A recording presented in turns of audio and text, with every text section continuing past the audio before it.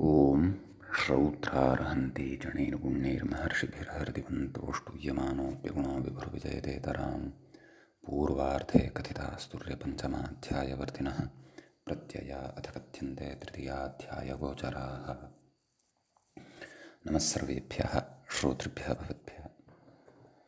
अस्माभिः गतपाठे यद्यत् पठितं तद् एकवारं स्मरामः। वयं वैयाकरणसिद्धान्तकौमुदी इत्याख्यस्य ग्रन्थस्य तत्र उत्तरकृदन्तप्रकरणं पठन्तः स्मः। प्रकरणस्यास्य प्रथमः पाठः अस्माकं क्रमे गतपाठः प्रवृत्तः अभूत्। अत्र सर्वादौ अस्माभिः सूत्रं पठितम् उणादयो बहुलम् इति। उणादयः वर्तमाने संज्ञायाञ्च बहुलं स्युः इति तत्र उक्तम्।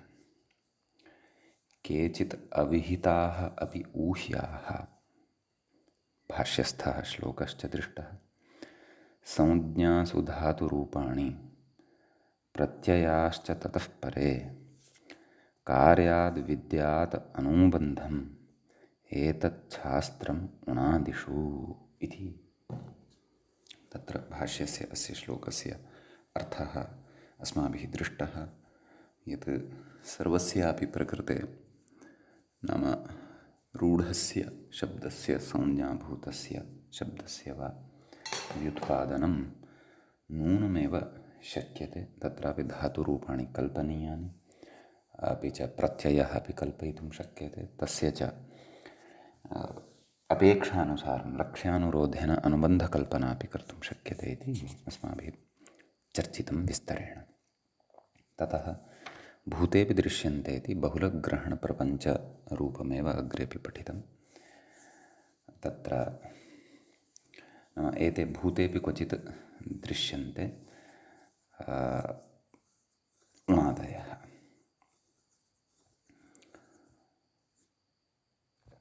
तत्र यद्यपि उदाहरणं मूले तु न दत्तं, परन्तु लक्ष्यानुरोधेन तथा ज्ञेयम् इति भावः। उदाहरणानि तु तत्र अग्रे एव प्रदत्तानि, नाम ताभ्यामन्यत्र उणादयः इत्यत्रैव सर्वाणि उदाहरणानि उक्तानि। काशिकायां चेत् अत्रैव सर्वाणि उदाहरणानि उक्तानि वर्तन्ते। वृत्तम् इदं वर्त्म, चरितं तदिति चर्म, भसितं तदिति भस्म इत्यादीनि काशिकायां सूत्रे एव उक्तानि सन्ति। ततः भविष्यति गम्यादयः इति सूत्रं पठितं। गम्यादयः भविष्यत्यर्थे निपात्यन्ते, ग्रामङ्गमी इत्यादीनि उदाहरणानि तत्र चर्चितानि। ततः दाशगोघ्नौ सम्प्रदाने इति अग्रिमं सूत्रं पठितम्। एतौ सम्प्रदाने कारके निपात्येते इत्यस्ति। तत्र दाशन्ति तस्मै दाशः इति तत्र उदाहरणं पठितम्। अपि च गां हन्ति तस्मै गोघ्नः अतिथिः, गोघ्नशब्दस्य च समन्वयनमत्र अस्माभिः कृतं। ततः भीमादयोपादाने इति सूत्रं पठितं। भीमादयः केचन शब्दाः अपादानार्थे तत्र प्रत्ययान्ताः निपात्यन्ते। यद्यपि चतुर्थपादस्य इदं सूत्रं, तथा सम्बन्धः अत्र उणादिना वर्तते। भीमः, भीष्मः, प्रस्कन्दनः, प्ररक्षः, मूर्खः, खलतिः इति इमानि उदाहरणानि पठितानि। ततः समनन्तरमेव अग्रिमं सूत्रं ताभ्याम् अन्यत्रोणादयः इति पठितं। सम्प्रदानापादानपरामर्शार्थं ताभ्याम् इति। ततः असौ भवति तन्तुः, वृत्तं तदिति वर्त्म, चरितं तदिति चर्म इति इमानि उदाहरणानि तत्र दृष्टानि। ततश्च तु मुन्नूलौ क्रियायां क्रियार्थायाम् इति अग्रिमं सूत्रम् अस्माभिः पठितं। सूत्रस्य अर्थः दृष्टः। क्रियार्थायां क्रियायाम् उपपदे भविष्यति अर्थे धातोः एतौ स्तः नाम तुमुनूलौ भवतः इति। मान्तत्वात् अव्ययत्वं च अत्र भवति इत्युक्तम्। कृष्णं द्रष्टुं याति इति एकम् उदाहरणं दृष्टं। तुमुन्नन्तम् अणुल्लन्तं तु कृष्णं दर्शको याति इति पठितं। किञ्च तुमुन् इति प्रत्ययः भावे भवति, अणुल् इति तु कर्तर्येव भवति इत्युक्तं। तत्र व्याख्यादिषु एषा स्पष्टता अस्माभिः अवाप्ता। ततः तत्र कश्चन विचारः क्रियमाणः आसीत्। व्याख्यायां कश्चन पक्षः आरब्धः, तस्य पक्षस्य स्मरणमपि भवति। किञ्च गतपाठस्य अन्ते व्याख्यायाः पङ्क्तयः अपि पठिताः भवन्ति। ताश्च एवं: कृष्णं द्रष्टुमिति न लोकाव्यय इति न षष्ठी कृष्णकर्मकभविष्यद्दर्शनार्थं यानमित्यर्थः। अत्र यातीत्युपपदम्। अत्र तुमुन् प्रत्ययप्रकृत्यर्थस्य दर्शनस्य यानार्थत्वं तुमुना द्योत्यं वाच्यं वा। कृष्णं दर्शको यातीति कृष्णं द्रक्ष्यन् तदर्थं याति इत्यर्थः। अकेनोर्भविष्यदाधमन्ययोः इति न षष्ठी। ननु तुमुनो भावार्थकत्वे तद्विषये कर्तरि विहितानां तृजादीनाम् अप्रवृत्तावपि उल्विषये कर्तरि तृजादयः कुतः न स्युः इति एषः पक्षः मुख्यतया अस्माभिः विचारितः। यतः अस्तु तुमुन् तु भावे भवति, अतः तद्विषये कर्तरि विहितानां त्रिजादीनाम् अप्रवृत्तिं पश्यामः, अर्थभेदः भवति। परन्तु अणुल् विषये नाम अणुल् अत्र कर्तरि उच्यमानः यः वर्तते, तद्विषये त्रिजादयः कुतः न स्युः इति आशङ्क्यते। तस्य समाधानम् अग्रे वक्तव्यं वर्तते, परन्तु स्वस्य पूर्वपक्षस्य दृढीकरणम् इतोपि अत्र ग्रन्थकारेण व्याख्यात्रा अग्रे करिष्यते। ततः पूर्वं मूलपङ्क्तिः बोधयिष्यते। अग्रे कथयति।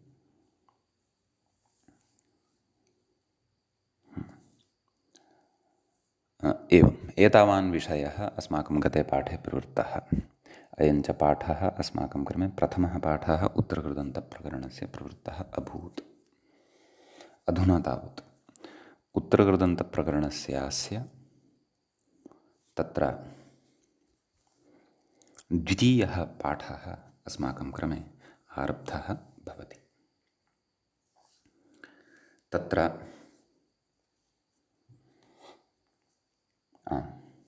न च इत्यतः आरभ्य व्याख्या द्रष्टव्या वर्तते। कथयति न च विशेषविहितेन अनेन णुलात् त्रिजादयो बाध्यन्ते इति वाच्यं। विशेषतया विहितः वर्तते खलु, अतः त्रिजादीनां बाधः स्यात् इति न वक्तव्यं। कुतः न वक्तव्यं? वासरूपविधिना तद्बाधस्य पाक्षिकत्वात्। एवं खलु, वासरूपो स्त्रियाम् इति पूर्वं पठितं खलु। असरूपः प्रत्ययः अस्त्रियाणां स्त्र्यधिकारोक्तं विना असरूपः यः प्रत्ययः वर्तते सः प्रत्ययः विकल्पेन उत्सर्गस्य बाधकः भवति इति तव्यदनीयर यदा तव्यत अनीयर यत् इत्यादिषु अस्माभिः पूर्वं स्पष्टतया पठितमेव। एवं खलु, अतः प्रवृत्तिः भवेदेव खलु त्रिजादीनाम् इति आक्षिप्यते। इत्यत आह, अतः आह नाम समाधानं कथयति। अत्रेति मूले अत्र वासरूपेण त्रिजादयो न इति। वासरूपन्यायेन त्रिजादयः प्रकृते न प्रवर्तन्ते इति भावः। सम्यक्। व्याख्याता कथयति। क्रियार्थोपपदे विषये वासरूपविधिना पक्षे प्राप्ताः ये त्रिजातयः तेन भवन्ति इत्यर्थः। आदिना नन्दिग्रहीवचादिभ्यो ल्योनिन्या च इत्यादि संग्रहः। कुतो न त्रिजातयः कुतोऽत्र त्रिजातयः नेत्यत आह पुनर्लुक्तेरिति। मूले उक्तं खलु पुनर्णुलुक्तेः। पुनः णुलः उक्तेः अपेक्षैव का अस्ति? तुमुन्विहितः एवं खलु। णुल् तु तत्र कर्तृर्थे पूर्वं यथा यथं प्राप्स्यति एव खलु। णुल् त्रिचौ इत्यादिना यः विहितः वर्तते, पुनः अत्र आगत्य णुल् वक्तव्यः इति अपेक्षा नास्ति खलु। तथापि णुल् विहितः इति कृत्वा एतेन णुलः आरम्भेन इदं ज्ञायते यत् प्रकृते णुलः विषये वासरूपविधेः प्रवृत्तिः न भवति इति कृत्वा त्रिजातयः असरूपप्रत्ययाः प्रकृते पक्षे न भवन्ति इति भावः। तदेव व्याख्याता कथयन् अस्ति। पश्यन्तु, णुल् त्रिचौ इति कालसामान्ये कर्तृविहितः णुल् क्रियोपपदे विषये भवतीति पुनरिह णुल्विधानात् तदितरत्रिजातयः न भवन्ति इति विज्ञायते इति भावः। अन्यथा णुल्ग्रहणं व्यर्थं खलु स्यात् इति अभिप्रायः अत्र वर्तते। सम्यक्। अग्रिमम् अस्मिन् सूत्रे एतावानेव विशेषः, सैद्धान्तिकः विशेषः अयं सम्पन्नः। अधुना अग्रिमं सूत्रम् अस्माभिः अत्र पठनीयं वर्तते। तत्र अग्रे सूत्रं प्रति इङ्गितं करोति समानकर्तृकेषु इति। मूले चेत् वयं पश्यामः समानकर्तृकेषु तुमुन् इत्यस्ति। समानकर्तृकेषु इति सप्तम्यन्तं, सप्तमी बहुवचनान्तं भवति। तुमुन् इति प्रथमान्तं भवति। सम्यक्। तत्र समानकर्तृकेषु इत्यत्र बहुव्रीहिर्ज्ञेयः। सम्यक्। समानः कर्ता येषां ते समानकर्तृकाः, तेषु समानकर्तृकेषु। समीचीनं। तत्र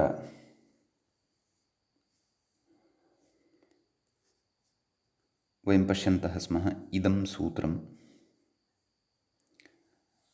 तुमुनुलु क्रियायां क्रियार्थायाम् इति सूत्रस्य समीपे नास्ति।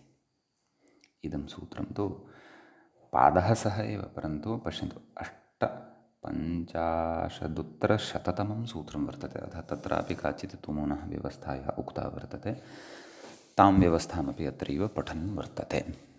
ग्रन्थे नाम शास्त्रे तुमुन् व्यवस्था या तत्र उक्ता, तां सर्वामपि एकत्रैव आनीय पाठकानां सारल्याय सिद्धान्तस्य सरलतया अवगमनाय च अत्र प्रतिपादयन् अस्ति ग्रन्थकारः। अस्तु, तर्हि तत्र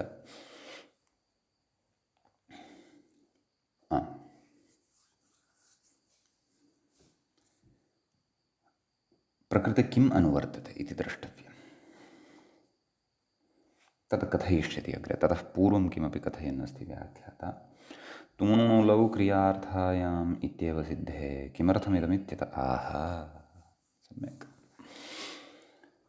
नाम लक्ष्याणि सन्ति खलु, इच्छति भोक्तुम् अथवा भोक्तुम् इच्छति इति। तर्हि अत्र तुमुन् प्रत्ययः नाम भोक्तुम् इच्छति इत्यादिषु प्रयोगेषु तुमुन् प्रत्ययः किं तुमुनुलौ क्रियायां क्रियार्थायाम् इत्यनेन एव साधयितुं न शक्यः वा इति जिज्ञासायां यदि साधयितुं शक्यं तर्हि किमर्थमिदं सूत्रम् अग्रे गत्वा आरभ्यते इति चेत् तत्र कथयति मूले किम् अक्रियार्थोपपदार्थमेतत् इति। इदानीम् इदं यत् समाधानम् उच्यमानं वर्तते किम् अक्रियार्थोपपदार्थमेतत् इति, तस्य समाधानस्य अवगमनाय इदानीं तुमुनुलु क्रियार्थायाम् इति यत् सूत्रं पूर्वं पठितं तस्य सूत्रस्य सम्यक्तया अवगमनम् अत्र भवेदेव। तत्र किमुक्तं क्रियार्थायां क्रियायाम् उपपदे भविष्यति अर्थे धातोः एतौ स्तः, धातोः एतौ प्रत्ययौ भवतः इत्युच्यते। एवं खलु। परन्तु नाम तत्र क्रियार्थोपपदत्वम् अपेक्षितं। यथा कृष्णं द्रष्टुं याति, तर्हि तत्र याति इति क्रियार्थोपपदत्वं भजते। तत्सर्वम् अस्माभिः पूर्वं पठितं खलु।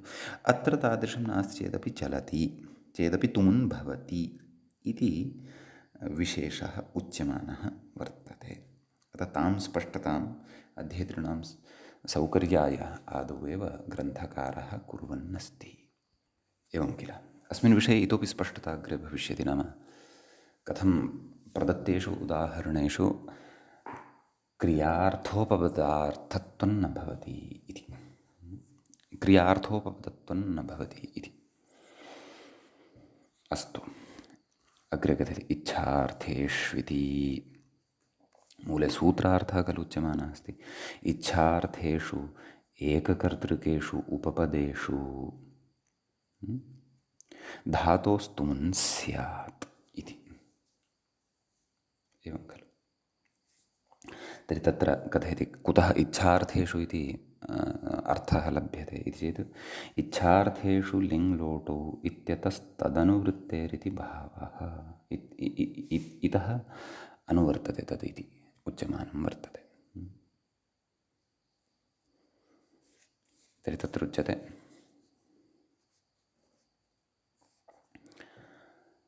इच्छति भोक्तुम् इति उदाह्रियते।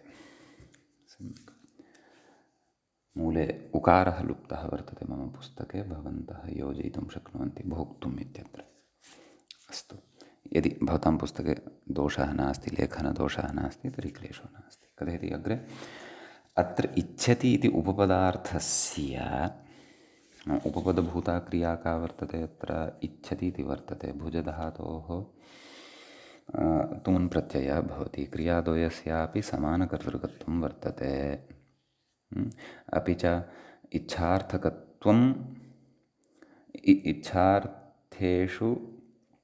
इच्छार्थकत्वम् उपपदे विद्यमानस्य धातोः वर्तते। इषु इच्छायां सम्यक् किं कथयन् आसीत् व्याख्याता पश्यामः। अत्र इच्छति इति उपपदार्थस्य इच्छायाः भोजनोद्देश्यत्वाभावे अपि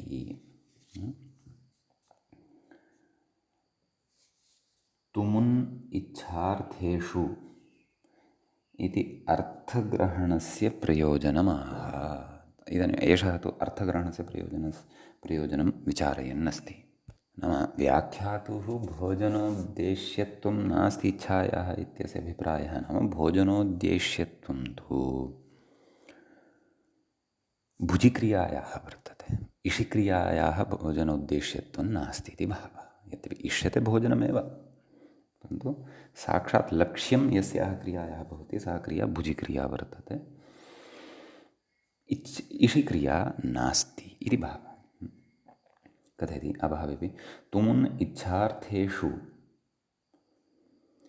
इति अर्थग्रहणस्य प्रयोजनमाह। तर्हि तत्र अर्थग्रहणं किमर्थं कर्तव्यम् इति तस्य प्रयोजनं किम् अस्ति?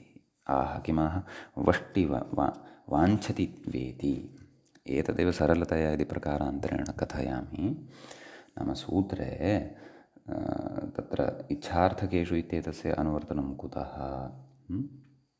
इच्छार्थकेषु एककर्तृकेषु उपपदेषु इत्युच्यते खलु। तर्हि इच्छार्थकेषु इति दलनिवेशेन अथवा अनुवृत्त्या एतादृशार्थे स्वीकारे इच्छार्थकाः अन्येपि ये धातवः सन्ति ते धातवः अत्र स्वीकृताः भवन्ति। यथा वशकान्त्वौ तत्र कान्तिः इच्छा वाञ्छ इति च धातुः अतः वष्टि वाञ्छति वा नाम वष्टि भोक्तुं वाञ्छति भोक्तुम् एवम् अन्ये अपि यदि उपपदभूताः इच्छार्थकाः धातवः वर्तन्ते तेषु उपपदेषु सत्सु अपि तत्र धातोः समानकर्तृकत्वे गम्यमाने तुमुन् इति प्रत्ययः भवितुम् अर्हति इति भावः। समीचीनम्। अग्रे व्याख्याता कांश्चन विचारान् कथयन् अस्ति। कथयति यद्यपि वशेः छान्दस्येषु परिगणनं धातुपाठे तथापि वष्टिभागुरिः इति वार्तिकप्रयोगात् लोकेऽपि प्रयोगः इति भावः। अयं विचारः पूर्वमपि कृतः अस्माभिः तिङन्तप्रपञ्चे। अपि च अयं ग्रन्थः व्याख्याकारः मङ्गले अपि वासुदेवदीक्षितस्तु वष्टिबालमनोरमाम् इति बहुभिः प्रौढैः व्याख्याता एषा सिद्धान्तकौमुदी एवं कथयति खलु मङ्गले, अस्य मङ्गले। अतः अयमपि स्वयमपि लोके एतस्य प्रयोगं कृतवान् अस्ति। अस्तु। एवं तर्हि अयं विषयः स्पष्टीकृतः किल, नाम क्रियार्थोपपदत्वं नास्ति यदि तर्हि अपि प्रकृते तुमुन् प्रत्ययः भवितुमर्हति। तर्हि भेदः अवगन्तुं शक्यते। यदि प्राक्तनम् उदाहरणम् अवलोक्येत, कृष्णं द्रष्टुं याति, एवं खलु। तत्र यानक्रिया दर्शनार्थं क्रियमाणा वर्तते। यद्यपि एककर्तृकत्वं तत्रापि अस्ति एव, परन्तु एककर्तृकत्वं भवेदेव इति निर्बन्धः तत्र नास्ति। यतः द्रष्टा यः गमनकर्ता यः अस्ति स एव द्रष्टा तत्रापि अस्ति एव खलु। वा न वा? अत्र तु इच्छति भोक्तुं तावदेव इत्येव उच्यते। कस्याश्चित् क्रिया उपपदभूता नाम क्रियार्थायाः क्रियायाः अत्र अपेक्षा नास्ति इति। यद्यपि ईशिरपि काचित् क्रिया एव वर्तते, तया क्रिया काचित् अनुभूयते प्रकृते, परन्तु यथा यानादिक्रिया नाम गमनादिक्रिया क्रियते तद्वद् एषा क्रिया न भवति। एषा क्रिया तु आन्तरिकी एव भवति, अन्तः एव एषा क्रिया क्रियते। इतोपि विस्तरस्तु तत्र उद्ग्रन्थे द्रष्टव्यः। तत्त्वबोधिन्यां सकृत् पश्यामः। यतः मम सन्देहः कुतः जायते नाम इच्छति भोक्तुं फलं भोक्तुम् इच्छति, तर्हि तत्र नाम प्रकृते भुजिक्रिया या वर्तते तां क्रियां कर्तुम् इषिक्रिया क्रियते इति वस्तुतः भवति वा? तथा न भवति। इषिक्रिया जायते अतः भुज्यते, वा न वा? तर्हि कृष्णं द्रष्टुं याति इत्यत्रापि खलु वक्तुं शक्यते। गमनक्रिया जायते अतः दर्शनं शक्यते। तर्हि तेनैव सिद्धे एतस्य सूत्रस्य अपेक्षा का स्यात्?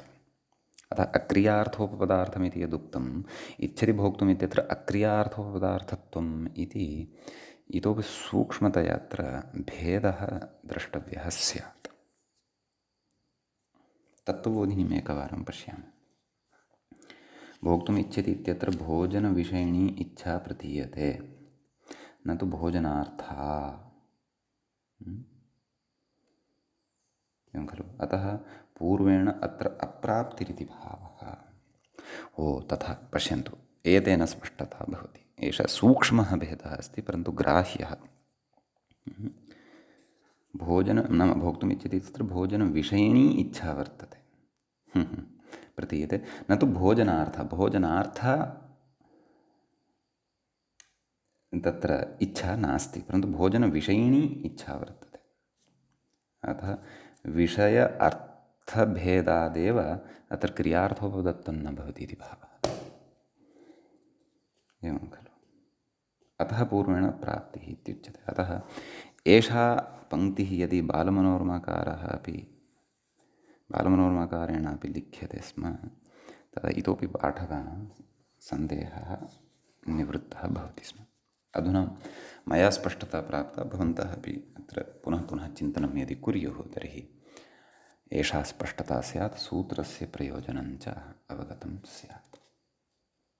अस्तु, इति एतावान् विशेषः अस्मिन् सूत्रे विचारितः अस्माभिः। अधुना अग्रिमं सूत्रं वयं पठामः। अग्रिमसूत्रं प्रति व्याख्याता इङ्गितं कुर्वन्नस्ति। इदानीं पुनः अन्यत्र अस्मिन्नेव तृतीये एव पादे, नैव चतुर्थे पादे, तृतीयाध्यायस्य चतुर्थपादं प्रति इदानीं गतवान् अस्ति ग्रन्थकारः।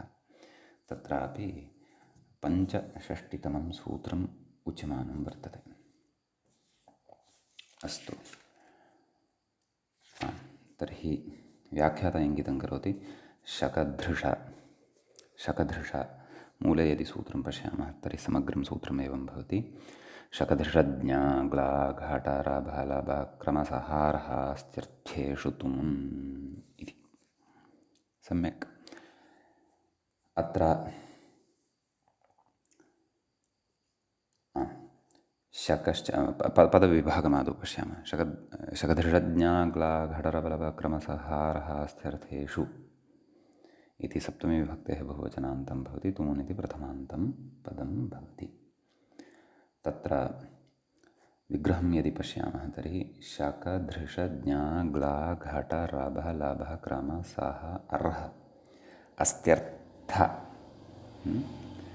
एतेषां कति सन्ति? प्रायः 11 सन्ति। एतेषाम् इतरेतरयोगद्वन्द्वः भवति। सम्यक्।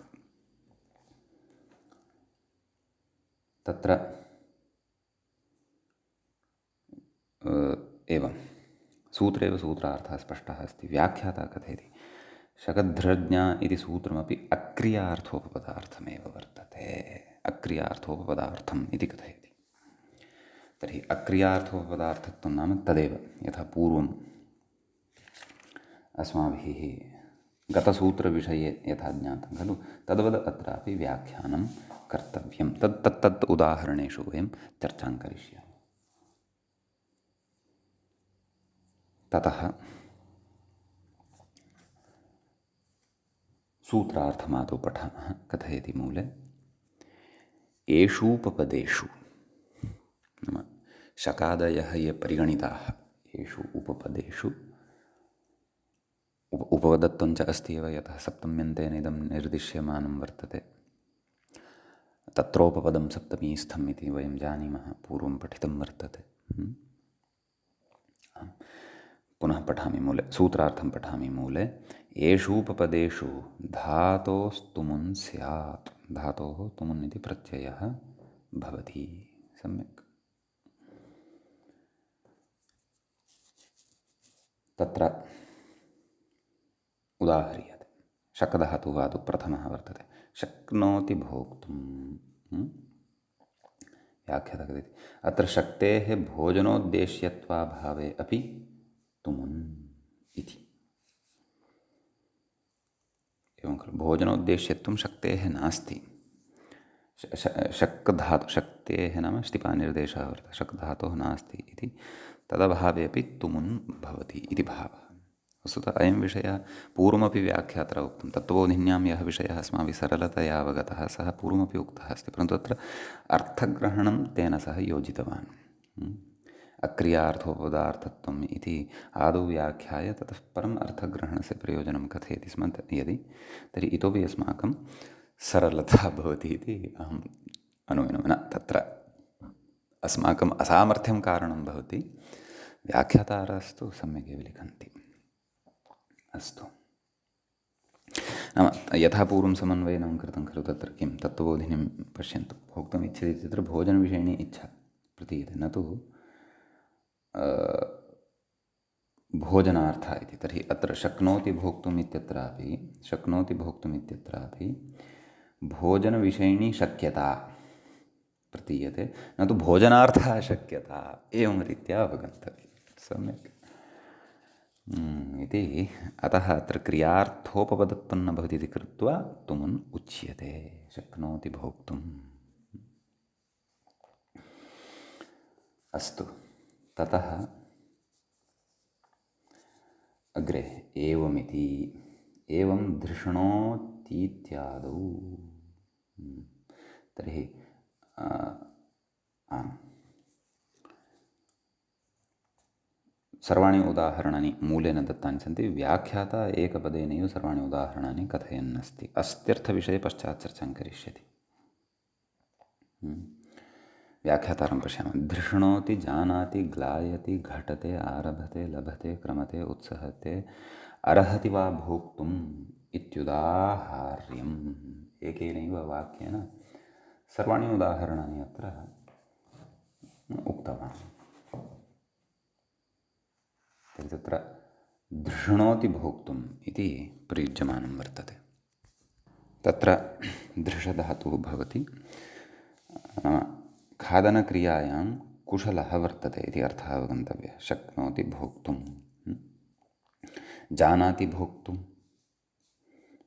भोक्तुं जानाति, कथं भक्षणं कर्तव्यमिति जानाति, सभ्यः अस्ति इति भावः। ग्लायति भोक्तुं,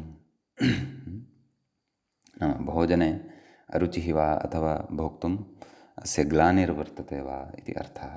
घटते शयितुं, क्षन्तव्यः, घट इति अस्ति अग्रे खलु।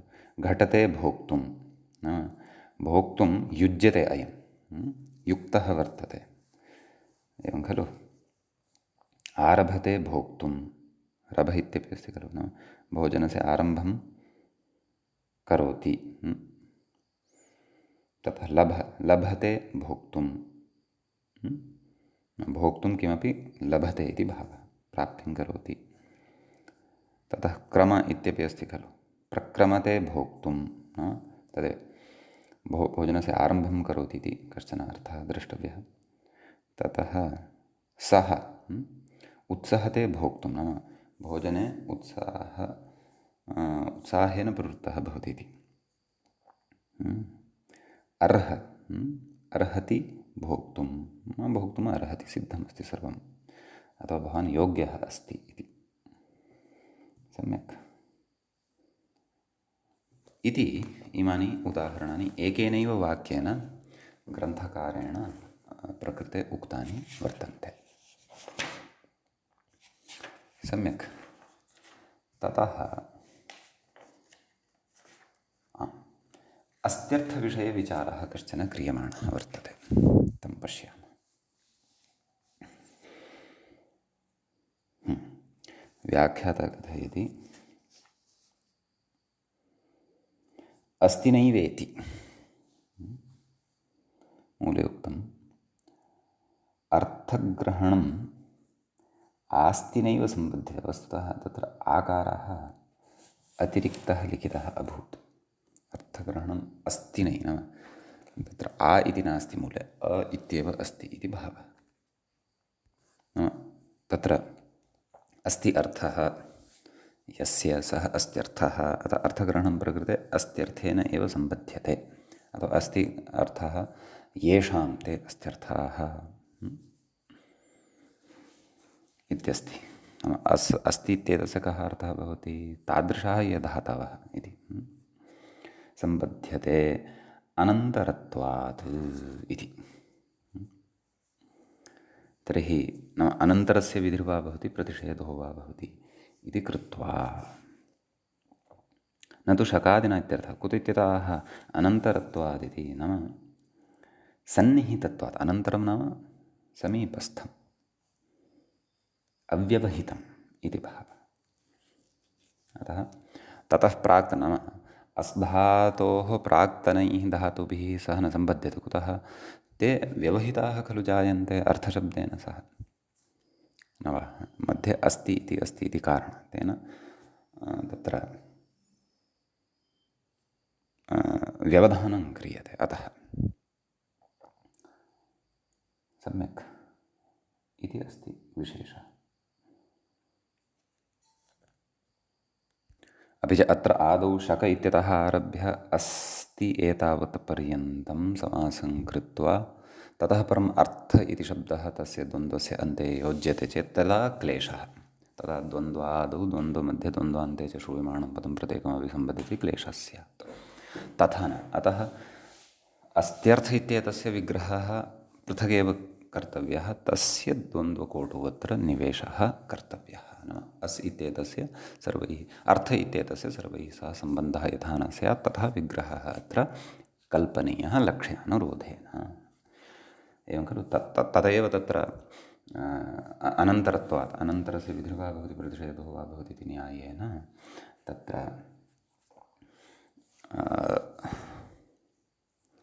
नाम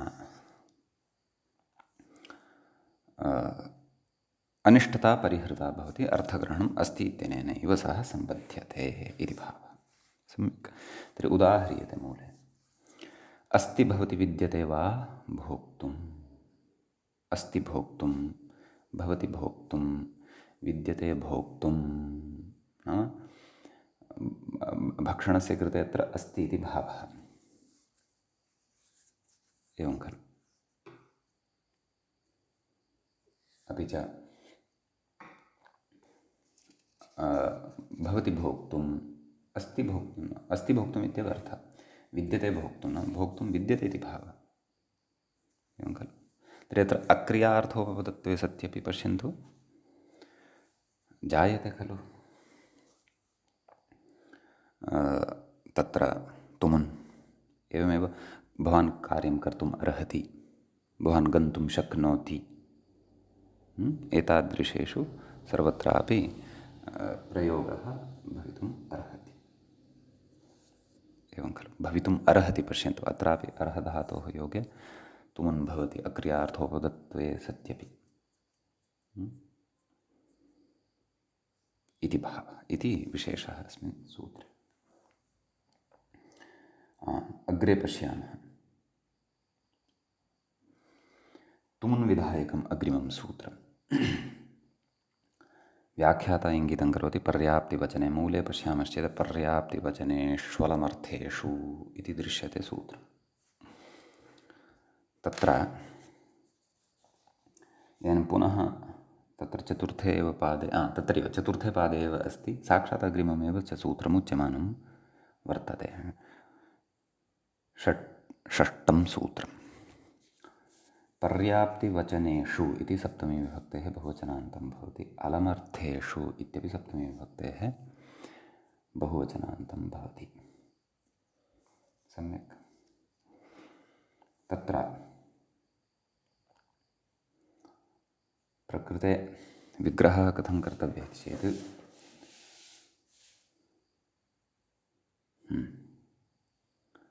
पर्याप्तिः उच्यते यैः ते पर्याप्तिवचनाः, के शब्दाः,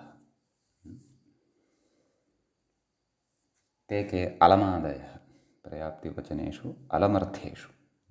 अलम् अर्थः येषां ते अलमर्थाः तेषु अत्र बहुव्रीहिः अवगन्तव्यः। एवं खलु। तर्हि तत्र व्याख्याता कथयति, प्रकृते किं किम् अनुवर्तते इति चेत् तुमुन् इति शकधृज्ञाग्ला इति सूत्रात् तुमुन् इत्यनुवर्तते। धातोः प्रत्ययः परश्च इति तु अस्ति एव। व्याख्याता कथयति पर्याप्ति इत्यस्य विवरणं पूर्णतेति। मूले पश्यन्तु, पूर्णता इत्यस्ति। नव तद्वाचिषु, मूले उक्तवान् खलु, तद्वाचिषु सामर्थ्यवचनेषु, अलमत्र सामर्थ्यपरतया गृह्यमाणं वर्तते। उपपदेषु तुमुन् स्यात्। व्याख्याता कथयति अलमर्थेषु इत्यस्य विवरणं सामर्थ्यवचनेषु। सम्यक् इत्यस्ति। तर्हि तत्र उदाह्रियते पर्याप्तो भोक्तुम् इत्यस्ति। नाम खादने समर्थः अस्ति इति भावः। व्याख्याता कथयति अर्थम् अन्यूनसामर्थ्यवान् इत्यर्थः। एवं खलु। नाम सामर्थ्यं न्यूनमस्ति इति नास्ति, पर्याप्तं सामर्थ्यमस्ति इति भावः। अलं भोक्तुम् इत्यपि उदाहर्तुं शक्यते, परन्तु प्रायः तथा पर्याप्त्यर्थे यदि अलमिति अस्ति तर्हि तदपि उदाहरणं सम्भवति अलं भोक्तुं, पर्याप्तो भोक्तुं। अस्तु, तदेव मूले अर्थः उक्तः, प्रवीणः कुशलः पटुरित्यादिः। नाम भोक्तुम् अयं प्रवीणः अथवा कुशलः अथवा पटुः वर्तते, एवं रीत्या अर्थः तत्र उच्यते इति भावः। एवं खलु।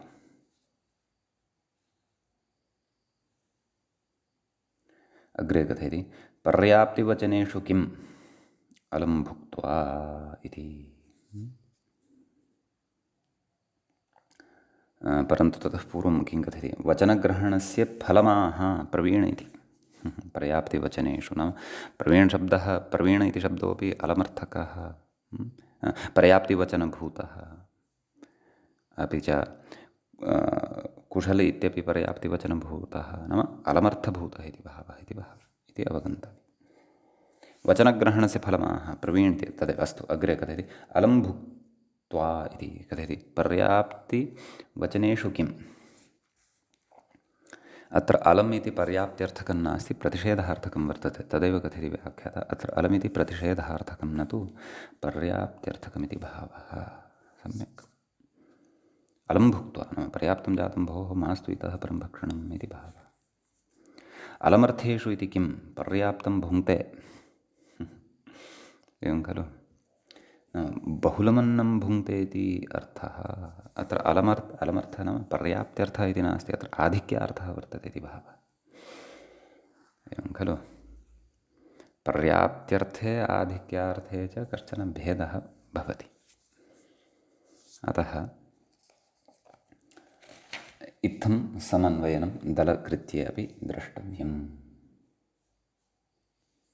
तदेव अग्रे स्पष्टीकुर्वन् अस्ति, प्रभूतता इह गम्यते, न तु भोक्तुः सामर्थ्यं। पर्याप्तिः नाम सामर्थ्यविशेषः। तदेव अन्नस्य इति शेषः इति कथयति। इति भेदः भवति। अतः पर्याप्तं भुङ्क्ते इति उच्यते, तुमुन्न भवति इति भावः। इति एतावान् विशेषः अस्मिन् सूत्रे भवति। अग्रिमसूत्रं प्रति व्याख्याता इङ्गितं करोति, कालसमयवेलासु। मूले पश्यामश्चेत् तत्र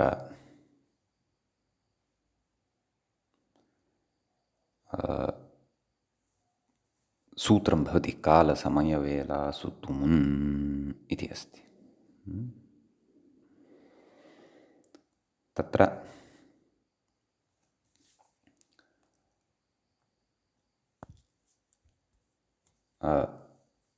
सूत्रस्य पदच्छेदं पश्यामः। कालसमयवेलासु इति सप्तमीविभक्तेः बहुवचनान्तं भवति।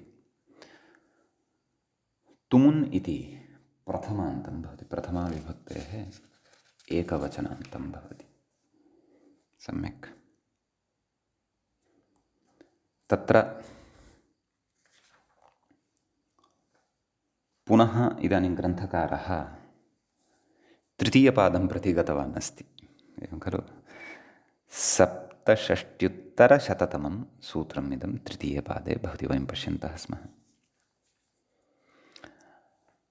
प्रकृते सूत्रे एव सूत्रार्थः सन्निहितः, धातोः प्रत्ययः परश्च एतत्तु सर्वम् अत्र प्रचलति एव सर्वत्र, एते अधिकाराः तु सन्ति एव। व्याख्याता कथयति, अक्रियार्थोपपदेऽपि प्रवृत्त्यर्थमिदम् इति। अस्तु, स च विषयः पूर्वमस्माभिः श्रुतः अस्ति एव।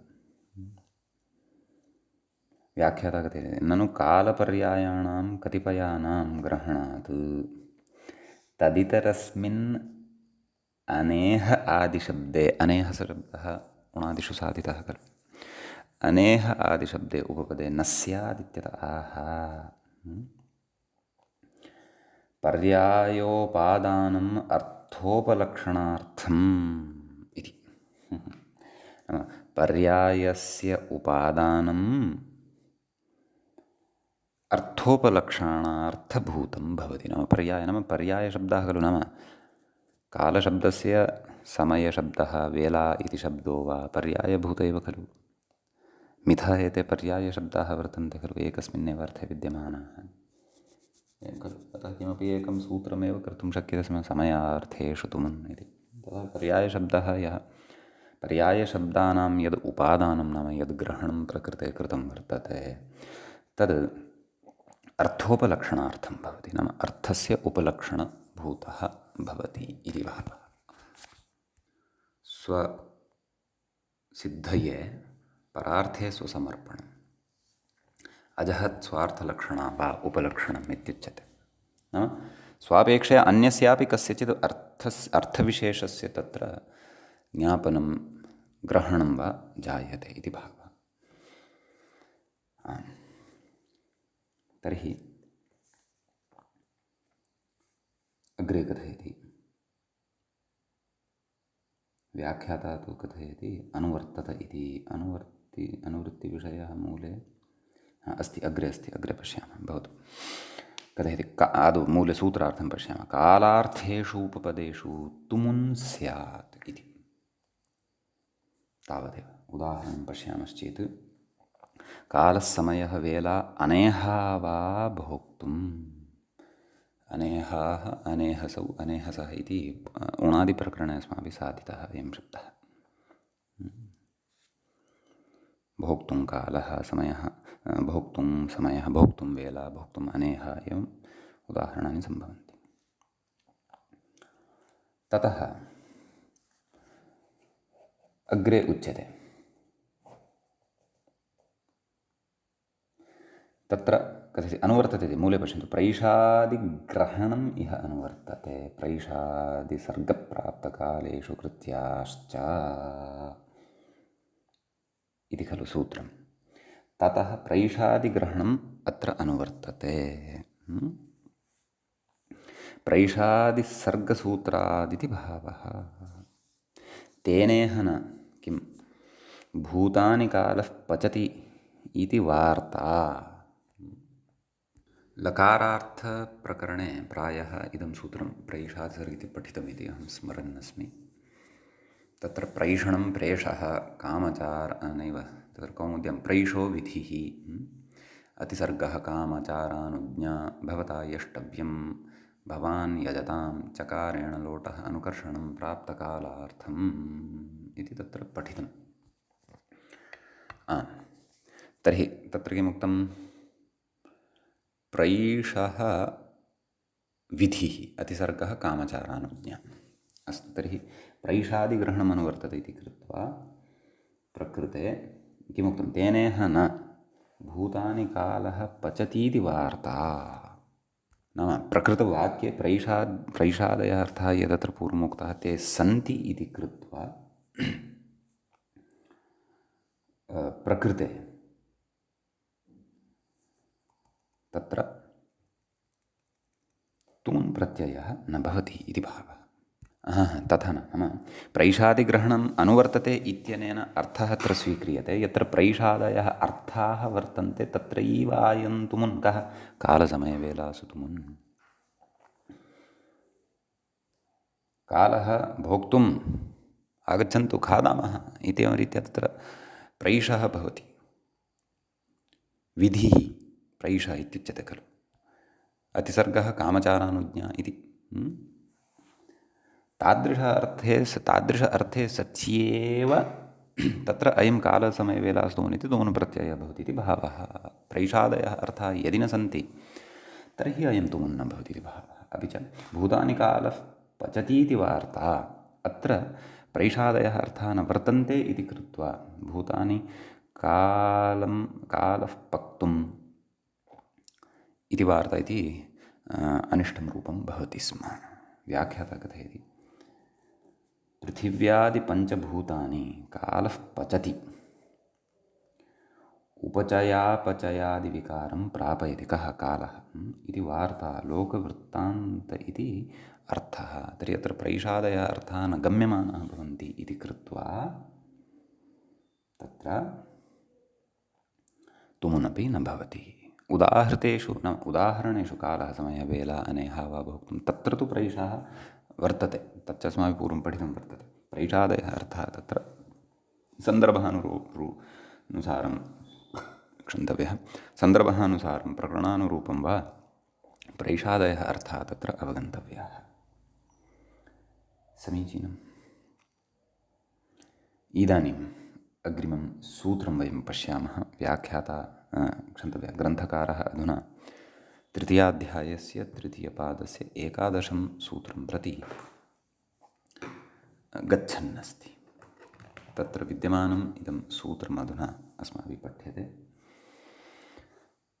मूले व्याख्यायाञ्च सूत्रं दृश्यते, भाववचनाश्च इति। भाववचनाः इति प्रथमाविभक्तेः बहुवचनान्तं भवन्ति। च इति अव्ययपदं भवति।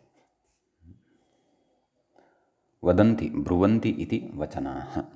सम्यक् वच धातोः ब्रूधातुः चेत् ततः अच् प्रत्ययः ब्रुवो वचिः इति वचादेशः अवगन्तव्यः। रूपसिद्धिविषये चिन्तनं कुर्वन्नस्मि। भावस्य वचनाः भाववचनाः इति षष्ठी तत्पुरुषसमासः अत्र वक्तुं शक्यः। एवं खलु। तर्हि ततः वस्तुतः ब्रुवन्ति इति वचनाः इति खलु। तत्र यः विग्रहः कृतः तत्र प्रथमावृत्तिकारः लिखति, निपातनात् कर्तरि ल्युट् अस्तु भवतु नाम। च इति अव्ययपदं भवति इत्युक्तमेव। अपि च साक्षात् तुमुन्मुनलौ क्रियायां क्रियार्थायाम् इति सूत्रस्य समनन्तरम् इदं सूत्रं वर्तते। अतः ततः तत्र क्रियायां क्रियार्थायाम् इति अनुवर्तते, भविष्यतिगम्यादयः इत्यतः भविष्यत्यनुवर्तते। धातोः प्रत्ययः परश्च इति च अत्र सम्बध्यते। भविष्यति इति अनुवर्तते वा इति द्रष्टव्यम्। अनुवर्तते। यतः मूले सूत्रार्थे तत् पदं दृश्यमानं वर्तते। उदाहरणेषु इतोपि स्पष्टता भविष्यति। कथयति व्याख्याता, क्रियार्थायां क्रियायां भविष्यतीति च अनुवर्तते। व्याख्याता एव कथयन्नस्ति खलु, मया न दृष्टं। भवतु, अग्रे पश्यामः। भावे च इत्येव सिद्धे वचनग्रहणस्य प्रयोजनमाह। भाव इत्यधिकृत्य इति, भाव इत्यधिकृत्य वक्ष्यमाणाः घञादयः क्रियार्थायां क्रियायां भविष्यति स्युः इति। अत्र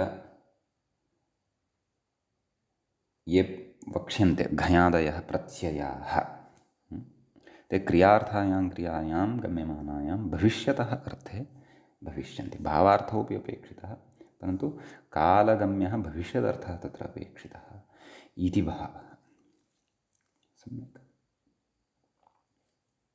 तद् व्याख्याता कथयति, भावे इत्यधिकृत्य घञादयः विधास्यन्ते इति सामान्यतः ते क्रियार्थायां क्रियायाम् उपपदे भविष्यति काले विशेषविहितेनापि तुमुना समुचिताः भवन्ति इत्यर्थः। सम्यक्। अग्रे कथयति, न च वासरूपविधिना सिद्धमेतदिति शङ्क्यं। कुतः? कृत्य क्तल्युटतुमुनखलर्थेषु वासरूपविधिर्नास्ति इत्युक्तेरिति भावः। क्तप्रत्ययविषये, ल्युटः विषये, तुमुनः विषये, खलर्थानाञ्च विषये वासरूपविधिरेव न भवति इति परिभाषा अस्ति काचित्। तस्य न भवति। किमर्थं न भवति? तस्य अन्यानि प्रयोजनानि सन्ति। तानि कानिचन पूर्वम् आगतानि वा पूर्वकृदन्तप्रकरणे इति स्मरन्नस्मि, कानिचन अग्रे आगच्छेयुः। सम्यक् इति सूत्रार्थः। मूलेऽपि सूत्रार्थः स्पष्टः अस्ति। भावे इत्यधिकृत्य वक्ष्यमाणाः घञादयः क्रियार्थायां क्रियायां भविष्यति स्युः इति सूत्रार्थं सम्यक् बुद्धौ संस्थाप्य अग्रे उदाहरणेषु प्रवर्तितैः भाव्यम्। व्याख्याता कञ्चन पक्षम् उपस्थापयन्नस्ति। ननु यागाय याति इत्यत्र यागस्य सम्प्रदानत्वाभावात् कथं चतुर्थी? एवं खलु। तत्र नाम यागाय इत्यत्र आदौ तु तत्र घञ् प्रत्ययः वक्तव्यः भवति। घञ् प्रत्ययः तत्र पाकाय व्रजति, भूतये व्रजति, पुष्टये व्रजति इति अन्यानि अपि उदाहरणानि तत्र दृश्यन्ते। प्रकृते यागाय याति इत्यत्र अग्रे भावे इत्यादीनि सूत्राणि पठिष्यन्ते। तेन घञ् इति प्रत्ययः भवति। यज् घञ्, यज् अतोपधाय इत्यनेन वृद्धिः भवति। याज चजोः पुगण्यतौ इत्यनेन जकारस्य कुत्वेन गकारः भवति। याग यागः, यागः यागौ यागाः। घञ् भावे अत्र घञ् प्रत्ययः वर्तते। सः भावे नाम तद् अग्रे वक्ष्यते। सूत्राणि घञादि विधायकानि सूत्राणि अग्रे आगमिष्यन्ति। परं सद्यः नाम एतेन सूत्रेण घञ् प्रत्ययः विहितः इति न शङ्कनीयम्। एतेन तु अर्थनिर्णयः अधिकारपूर्वकतया क्रियमाणः वर्तते। कथयति तर्हि व्याख्यातुः पक्षः अवगम्यमानः अस्ति खलु। नाम यागाय याति इत्यत्र सम्प्रदानत्वाभावात् चतुर्थी कथम् नापि तादर्थ्यचतुर्थी। कुतः? तादर्थ्यस्य प्रत्ययेन एव लाभात् इत्यतः आह। नाम प्रत्ययेनैव तादर्थ्यलाभः भवति। एवं खलु। घञा इति वा तर्हि प्रत्ययेनैव तत्र तादर्थ्यलाभः यदि अस्ति तर्हि चतुर्थ्या नाम तादर्थ्यचतुर्थी न वक्तव्या इति भावः। तादर्थ्यम् इति अर्थः चतुर्थ्या न भवति। तादर्थ्यम् इति तु प्रत्ययेनैव उक्तम् इति भावः। इत्यतः आह तुमर्थादिति। तुमर्थात् इति चतुर्थी, तुमर्थाच्च भाववचनात् इति सूत्रं पूर्वम् अस्माभिः पठितं खलु। तदिह उच्यमानं वर्तते।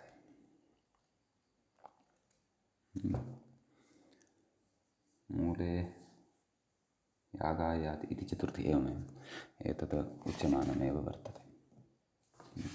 परन्तु तुमर्थाच्च भाववचनात् इत्यस्य उदाहरणं तत्र किं पठितमासीत्? प्रायः इदमेव उदाहरणं पठितमासीत् इति स्मरामि। सत्यं, तत्र कौमुद्यां मूले उक्तं खलु भाववचनाच्च इति सूत्रेण यः विहितः कः प्रत्ययः तदन्तात् चतुर्थी स्यात्। यागाय याति यष्टुं याति इति उच्यते। सम्यक्। तत् सर्वं पूर्वं कारकप्रकरणे विभक्त्यर्थप्रकरणे अस्माभिः सुष्ठु पठितं वर्तते। सम्यक्। इति कश्चन विशेषः अत्र भाववचनाश्चिति सूत्रे पठितः। अधिकारः ज्ञातः इति भावः। क्व यावत् अस्य अधिकारः अग्रे भविष्यति इति तु द्रक्ष्यामः। अग्रे स्फुटीभविष्यति विषयः अयम्। अग्रिमं सूत्रम् अधुना वयम् आरभामहे। अण्कर्मणि च इत्यस्ति। प्रकृते अण् इति प्रथमान्तं भवति, कर्मणि इति सप्तम्यन्तं भवति, च इति च अव्ययपदं भवति। एवं खलु। तत्र व्याख्याता कथयति चकारेण क्रियार्थायां क्रियायाम् इति समुच्चीयते। एवं खलु। ततः वस्तुतः अत्र भविष्यति गम्यादयः इत्यतः भविष्यति इत्यपि अनुवर्तनीयम्। अपि च क्रियार्थायां क्रियायाम् इति तु स्वीकृतमेव। तदा क्रियार्थायां क्रियायां चेति मूलसूत्रार्थः द्रष्टव्यः। कर्मणि उपपदे क्रियार्थायां क्रियायां च अण् स्यात्। विषयद्वयमस्ति। कर्मणि कर्मभूतम् उपपदं यदि अस्ति तदा क्रियार्था च क्रिया यदि गम्यमाना अस्ति तदा क्रियार्था क्रियाभूतम् उपपदं च यदि वर्तते तदा अण् प्रत्ययः भवति। धातोः अण् प्रत्ययः भवति इति भावः। सम्यक्। अत्र इतोपि व्याख्यायां ये विशेषाः उच्यमानाः सन्ति तान् विशेषान् आदाय अवशिष्टान् एतत् सूत्रस्थविचारान् अग्रिमे पाठे वयं पठिष्यामः। अद्यतनपाठः अत्रैव उपसंह्रियते। श्रौत्रार्हन्ति चणैर्गुण्यैर्महर्षिभिरहरतिवन्तौ ष्टूयमानोऽप्यगुणो विभुर्विजयते तरां पूर्वार्धे कथितास्तुर्यपञ्चमाध्यायवर्तिनः प्रत्यया अथ कथ्यन्ते तृतीयाध्यायगोचराः एवञ्च उत्तरकृदन्तप्रकरणस्यास्य अस्माकं क्रमे अयं द्वितीयः पाठः सम्पन्नतां गतः। नमः सर्वेभ्यः श्रोतृभ्यः भवद्भ्यः।